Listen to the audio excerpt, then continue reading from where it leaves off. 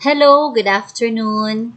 Welcome back to our novella, The Treasure Beyond the River Bend.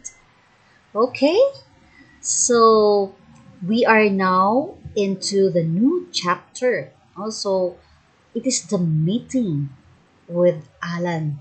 Also, we have watched last episode that Marilyn was able to overcome her difficulties, her brokenheartedness when Ebong cheated on her. And of course, it was also painful for her that Gemma, her beloved sister, was the one who conspired with Ebong in breaking her heart. Well, Marilyn was over to overcome and mend her broken heart. Okay, so maybe we were able to use the tips that Marilyn had given to us during the last episode. Now, for this new episode, we will see what will happen with the meeting of Marilyn's new suitor, who is Alan.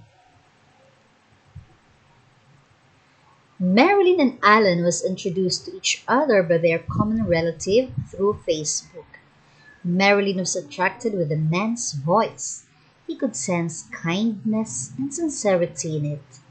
When they chat, Alan would not end their conversation without saying something sweet. Alan is from Quezon City.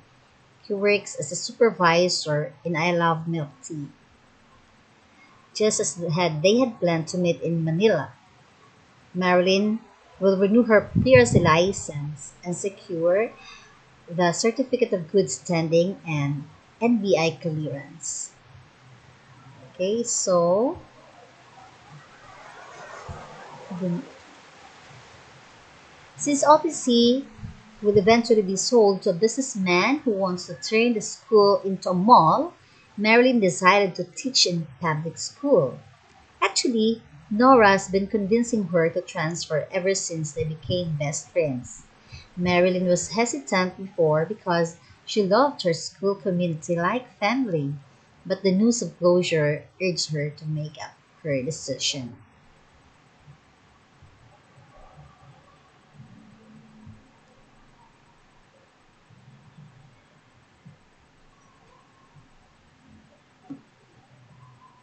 The second week of May, Marilyn rode a Roro bus to Manila. She contacted Agnes, her cousin in Quezon City, the eldest daughter of her favorite aunt, her Mama Tita. The memory of her loving aunt pricked her heart. It's already years since she passed away. Tia Maming, as she was commonly called by their neighbors, was a loving and affectionate person. She always made it possible to connect with her loved ones and relatives. Though teary eyed, she smiled to herself when she remembered the moment when Mama Tita would pay them a visit in their home and she wakes up with her aunt's sweet kiss.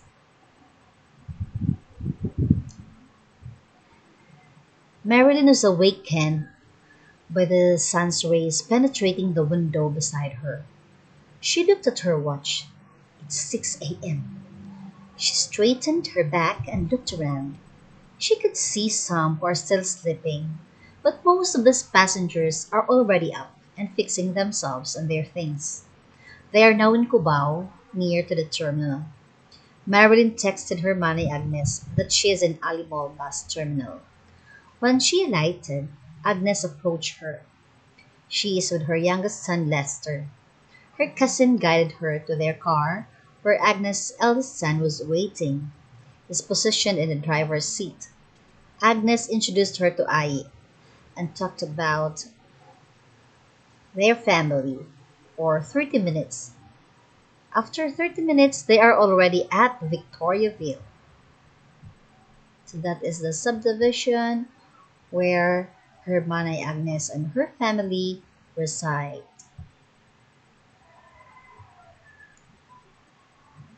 This is our house, Tita.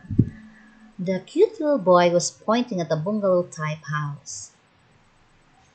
Welcome to our house, Lynn, Agnes said. You know, I was the one who designed this. Wow, you're an architect, complimented Marilyn. No, I'm not. I'm a medtech. This is just one of my talents. Agnes corrected her. Come on, let's enjoy the breakfast that Manang prepared for us. Marilyn indeed enjoyed the sumptuous breakfast. Manang's recipes near to the taste of her mother's menu. Agnes talked about their business. She has a pharmacy and a grocery. She's the only one managing this because she's already a widow. Her husband died in an accident. Okay, Lynn, just feel at home. Enjoy your stay here. If you need some help, just text me, said Agnes.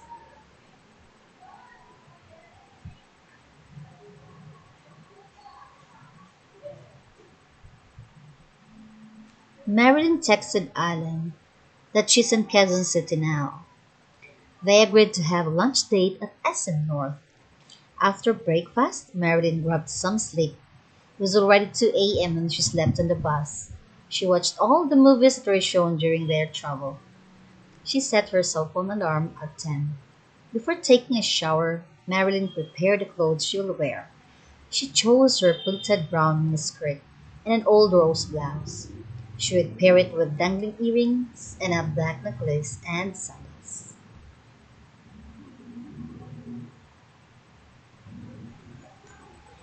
It was 11:30 when Marilyn arrived at SM North. She went straight to the dome. She was about to get her cell phone when it rang. Where are you, darling? Said a voice from the line. I'm standing beside Gilligan's. I'm wearing a brown skirt. How about you? Responded Marilyn.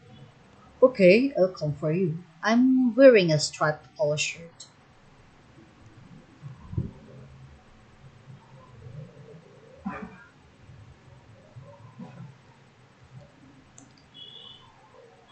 Marilyn's heart beat fast when she saw the fair skinned, lanky man who was approaching her. He's wearing shades, so she's not sure if the man is looking at her. She took her CP from her bag when a familiar voice sounded in her ears. Marilyn.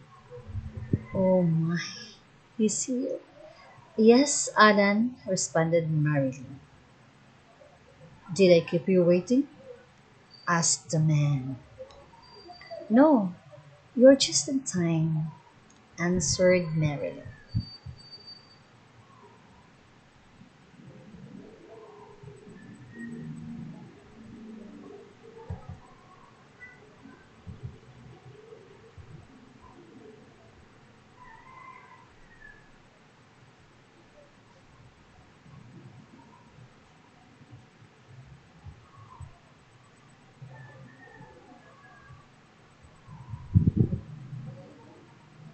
Then let us have our lunch here at Gilligan's.